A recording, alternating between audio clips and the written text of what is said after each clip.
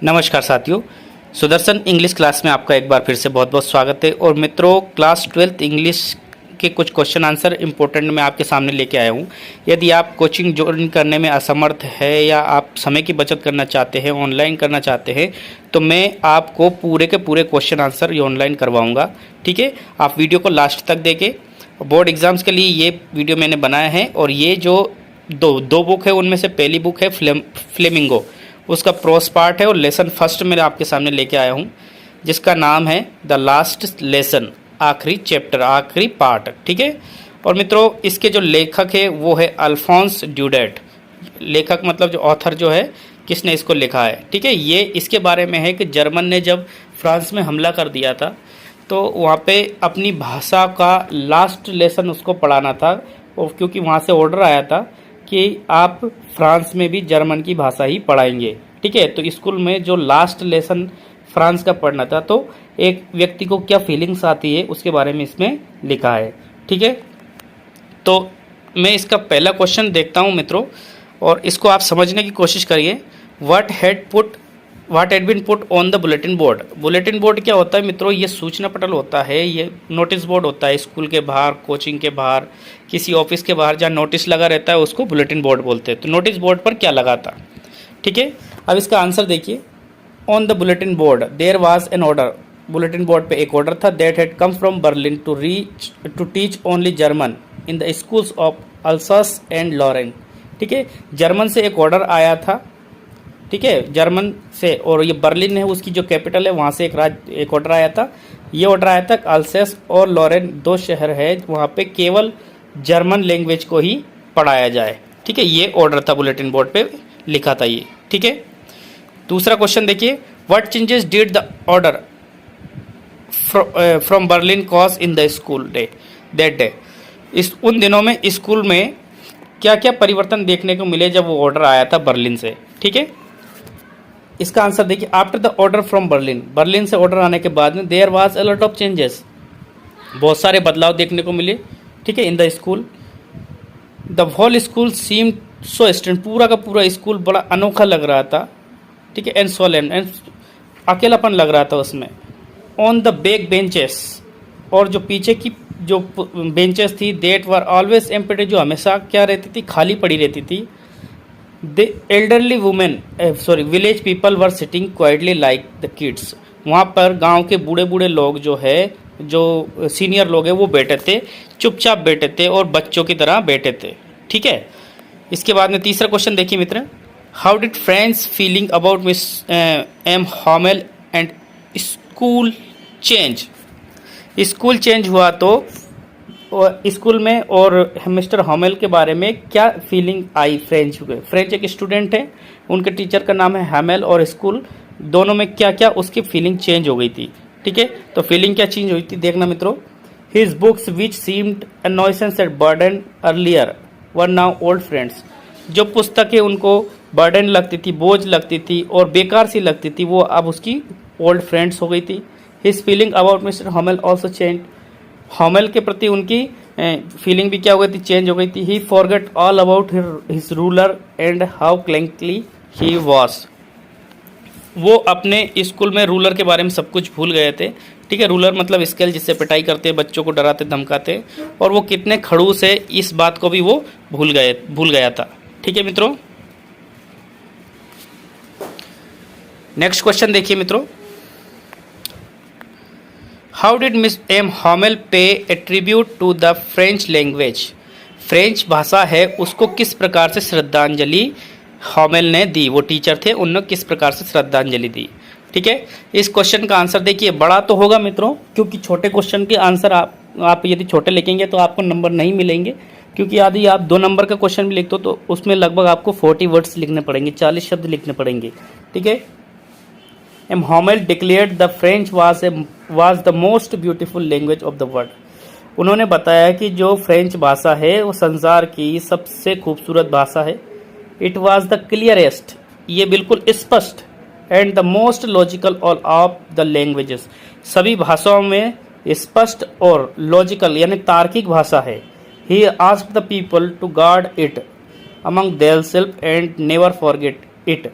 उन्होंने लोगों से कहा कि इसकी रक्षा कीजिए और इसे कभी भी भूलिएगा मत। As long as the people hold fast the language, जब तक लोगों के पास में उनकी खुद की लैंग्वेज रहती है, they have the key to freedom, तब तक वो स्वतंत्र रहते हैं।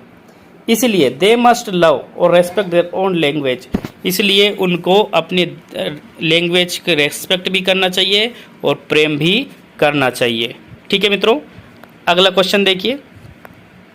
Can you think one example of history where a conquered people had their language taken away from them or had a language imposed on them?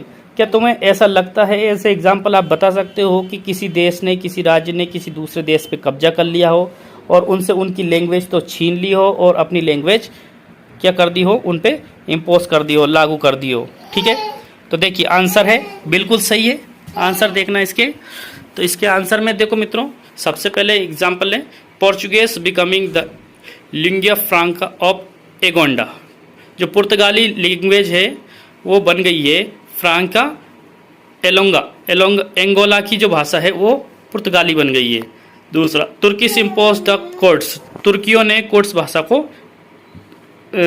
अपनी भाषा को courts पे इम्पोज कर दिया। स्पेनिश इम्पोज ऑन द कैटलन्स पे Spanish भाषा थोप दी गई है।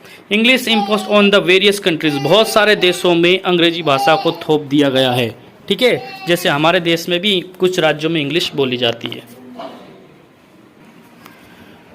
अगला क्वेश्चन देखिए,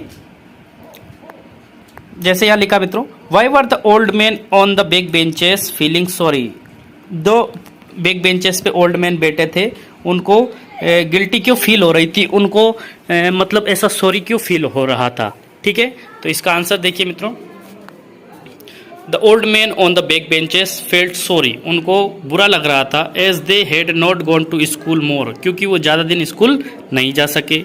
it was their respect for their nation and mother tongue, ये उनके देश के प्रति और उनकी मातृभाषा के प्रति उनका रेस्पेक्ट था। It was their way of thinking his faithful service to the nation, ये उनका एक तरीका था, एक विश्वास पात्र बन सेवा का, जो देश के प्रति उनका जो विश्वास बहुदीय था।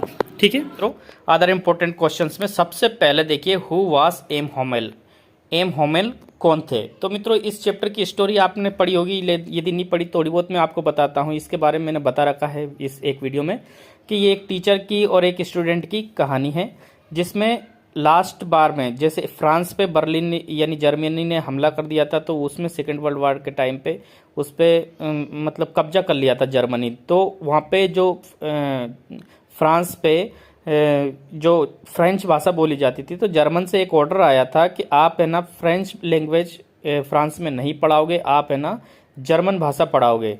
ठीक है, तो उस चैप्टर को, लास्ट चैप्टर को पढ़ाना था फ्रेंच भाषा में। तो वहाँ पे कौन कौन लोग पढ़ने आए थे और लास्ट क्लास लग रही थी, तो क्या क्या अनुभव हुआ था वो उसके बारे में बता दो।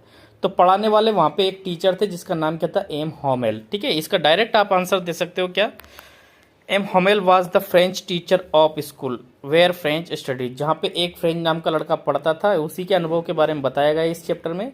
M Hamel was the French teacher, एक फ्रेंच टीचर थे और स्कूल में थे जहाँ पे कौन पढ़ता था, फ्रेंच नाम का लड़का पढ़ता था। ठीक है, दूसरा क्वेश्चन देखिए, why was French in great dread, French जो था उसको बहुत ज़्यादा डर किस बात का लग रहा था। तो इसका आंसर देखिए, ही वॉज इन ग्रेट ड्रीड, उसे बहुत ज़्यादा डर लग रहा था, because he had not prepared, क्योंकि उसने तैयारी नहीं कर रखी थी, his grammar lesson, grammar lesson का क्या दिया था, उन्हें होमवर्क दिया था जिसकी उसने तैयारी नहीं की थी। ठीक है मित्रों, आगे देखिए तीसरा question, one of the last day what did M Hamel write on the board, जो आखिरी दिन लैंग्वेज को पढ़ाना था उसमें बोर्ड पे एम होमेल ने क्या लिखा। तो देखिए इसका आंसर देखिए, ही रोट इन फ्रेंच विवा ला फ्रांस, विवा ला फ्रांस का मतलब ब्रैकेट में लिख दिया मित्रों, लॉन्ग लाइव फ्रांस, फ्रांस की जय हो, फ्रांस लंबे समय तक चले। ठीक है, ये लिखा था मित्रों। ये छोटे छोटे क्वेश्चन छोटे छोटे वन वर्ड में ही आएंगे, इसके बड़े बड़े क्वेश्चन से ना आगे मैं आपको बताऊंगा। ठीक है, आप ये ना समझिए इतने छोटे क्वेश्चन के हमें नंबर क्या मिलेंगे, तो कुछ शब्द कुछ क्वेश्चन ऐसे आएंगे जो आपको वन वर्ड में या ऑप्शनल टाइप में दे देंगे, उसमें लिखना इनको। ठीक है, चौथा क्वेश्चन देखिए, what order had come from Berlin, Berlin से क्या ऑर्डर आया था, तो मैंने अभी बताया था आपको जर्मन पढ़ाई जाए कहाँ पे, फ्रेंच की जगह पे। ठीक है, तो इसका देखिए आंसर देखिए, it was the order to replace, Berlin का ऑर्डर था रिप्लेस कर दीजिए किसको, फ्रेंच को, विद जर्मन, यानी फ्रेंच की जगह पे जर्मन भाषा को रिप्लेस कर दीजिए, वही अब पढ़ाई जाएगी। ठीक है, अगला क्वेश्चन देखिए, who were the other people in the classroom, classroom में और भी कुछ लोग बैठे थे स्टूडेंट्स के अलावा, वो कौन कौन थे। तो देखिए, many villagers were sitting on the benches at the back, पीछे की जो बेंचेस होती है उन पे और भी गांव के लोग बैठे थे।